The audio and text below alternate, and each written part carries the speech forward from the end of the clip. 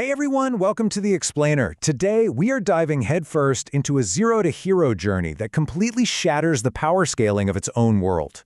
We're following a kid who is literally tossed aside by his elite noble family, only to take a supposedly trash-tier skill and use it to build an absolutely impenetrable domain. Grab your focus and settle in, because this is the story of the ultimate underdog overlord.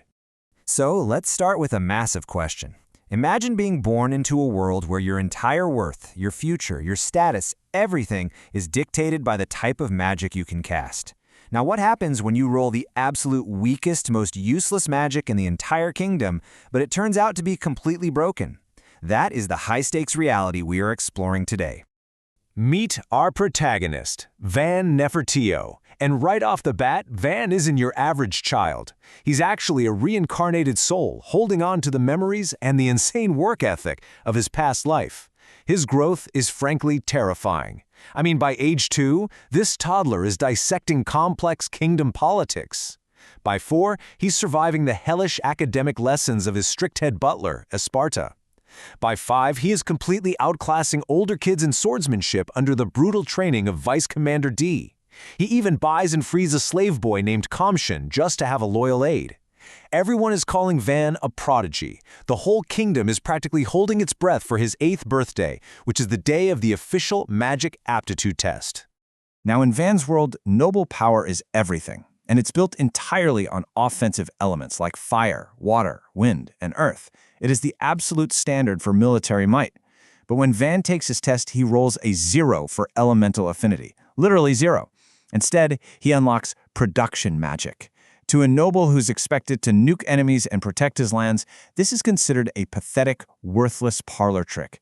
It's meant for making basic tools that a regular blacksmith could already forge. It is the ultimate disgrace.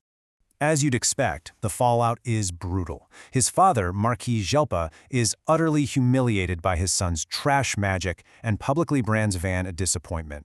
Instead of training him, the Marquis swiftly exiles this 8-year-old boy to a decaying, remote border village with barely 100 inhabitants. Let's be real, throwing a kid out into a monster-infested region like that, it's essentially a death sentence. But Van isn't going quietly, and he is definitely not going alone. His loyal maid Till, the fierce Vice Commander D, the butler Esparta, and a group of hired mercenary adventurers pack up and join him, and it's a good thing they do. On the road, they're ambushed by 50 bandits. Now, what does this 8-year-old kid do? He does the unthinkable. He uses himself as live bait. Without even flinching, he draws the bandits in so his elite escorts can flank and annihilate the threat. By declaring he'd rather die for his subjects than cower behind them, he instantly secures the fierce, unshakable loyalty of his entire crew. So, they finally arrive at this miserable, terrified little hamlet. Does Van waste time sulking? Not a chance. He immediately drafts a master survival strategy. Step 1, create undeniable value so the kingdom is forced to care about them. Step 2, build a stable economy to hire protection. And Step 3, physically remodel the village into a self-sustaining fortress. It's a clean, brilliant roadmap from an exiled child who is just ready to get to work. And here is exactly where that useless production magic changes the game. Van discovers his magic doesn't just make basic tools, it allows him to instantly manipulate and fortify materials at a molecular level with virtually 0 mana cost. He isn't just making tools, he's basically 3D printing a stronghold. He touches a log and instantly creates hyper-dense fiber blocks, building solid houses for the entire village in a single afternoon. Working with Esparta, they divert a river to create a massive moat and raise these towering, rock-solid defensive earth walls.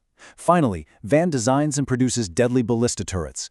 In a matter of weeks, this supposedly useless kid turns a miserable hamlet into an impenetrable modern fortress. But of course, a fortress needs a test. Out of nowhere, the village is attacked by a terrifying horde of 48 armored meteor lizards. Normal weapons literally bounce right off these monsters. But Van's custom-crafted, unnaturally dense wooden arrows, fired from his upgraded ballistas, they shred the lizard's armor like it's paper. 48 monsters dead, 0 casualties. It is an overwhelming, impossible victory that leaves even his seasoned knights completely speechless. Just as the village starts to thrive by exporting lizard meat, even drawing the attention of visiting nobles like the fiery Viscountess Panorama, the ultimate threat darkens the sky. A massive, intermediate-level forest dragon descends. This isn't some mindless ground-dwelling lizard. It's a highly intelligent, flying engine of destruction. Van's ground defenses are suddenly at a massive disadvantage. Everything he has just built is suddenly on the chopping block. What follows is just a masterclass in synchronized combat. The dragon actually breaches the walls. Panamera, who is an elite elemental mage, unleashes devastating fire spears, but the beast dodges and predicts them. In a desperate move to buy some time, the elderly butler Esparta steps up. He uses his earth magic to literally drop a mountain of soil and debris directly onto the dragon, burying it alive just long enough for Van to set his ultimate trap. When that dragon bursts from the rubble, Van is ready. Panamera detonates a massive point-blank fire blast to stun the beast, and Van screams the order to fire. A perfectly timed, synchronized volley of those hyper-dense ballista arrows finally pierces the dragon's thick scales. In that crucial split-second opening, Commander D charges in and decapitates the boss monster with one brutal, devastating strike. Against all odds, the village survives. And the loot drop from this fight? It's absurd. Merchants from the kingdom's largest trading company arrive and pay out 100 platinum coins just for the pristine dragon corpse. Van calculates this in his past life currency and realizes he just accidentally pocketed the equivalent of roughly 10 billion yen. 10 billion! This massive windfall means one thing for the village: extreme infrastructure and defense upgrades. Look, you just can't keep a dragon-slaying, fortress-building 8-year-old a secret for very long. Word quickly reaches King Dino of Scuderia. Panamera formally recommends Van, and the king is so astounded by the sheer evidence that he elevates the exiled disappointment right then and there. Van is officially granted the title of Baron. The king himself even visits the village. He's entirely baffled to find happy citizens, giant walls, and little Van casually treating a legendary chunk of orichalca metal like it's modeling clay. But it's not just the city that's leveling up. It's the people around him. Enter Arcee, a timid, deeply traumatized noble girl sent to Van's village by her own father. Her innate magic, puppet magic, and just like production magic, it is completely despised by the nobility. It's associated with criminals and manipulation.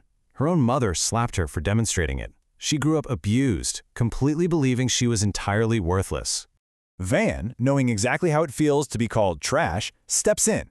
He uses his busted production magic to forge a beautifully intricate mithril puppet just for her. He looks at her and tells her that her magic isn't evil. It's a tool to bring people happiness. When she performs for the mesmerized villagers, Arcee finally realizes her worth. It's a massive turning point for her character, and she fiercely dedicates her newfound confidence to Van's domain. And honestly, she's going to need every ounce of that confidence, because out of nowhere, the rival kingdom of Gelanetta launches a surprise invasion against Scuderia, bringing a devastating new aerial weapon: wyverns.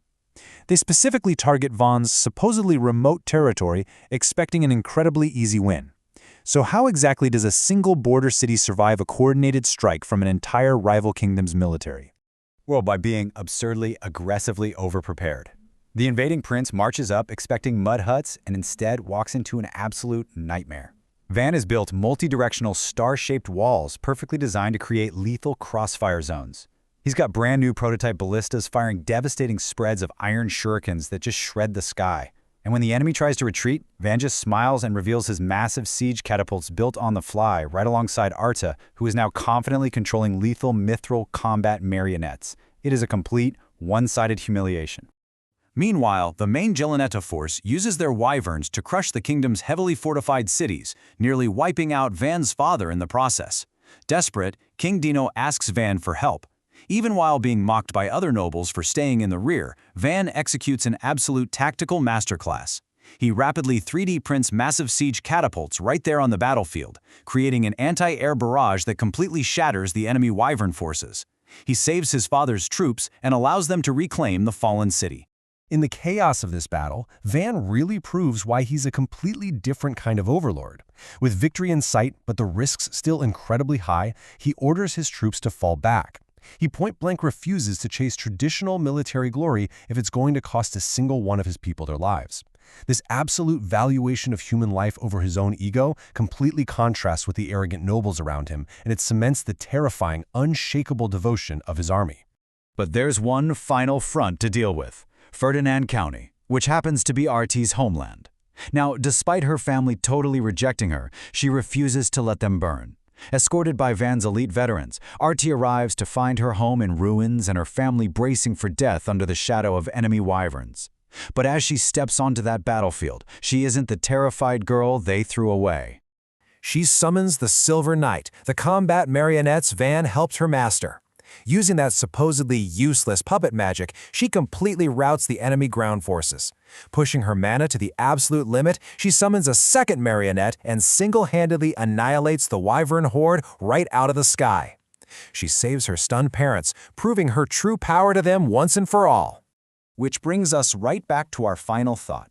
We've watched a boy, exiled for a supposedly pathetic skill, build an impregnable city, revolutionize warfare, slay dragons, and turn outcasts into heroes. It completely shatters the rigid hierarchy of his world and leaves us with one incredibly fascinating question. If the absolute weakest magic can achieve all of this, what really defines true power? Think about that as we wrap up this explainer, because maybe, just maybe, the tools you're given matter far less than how you choose to use them.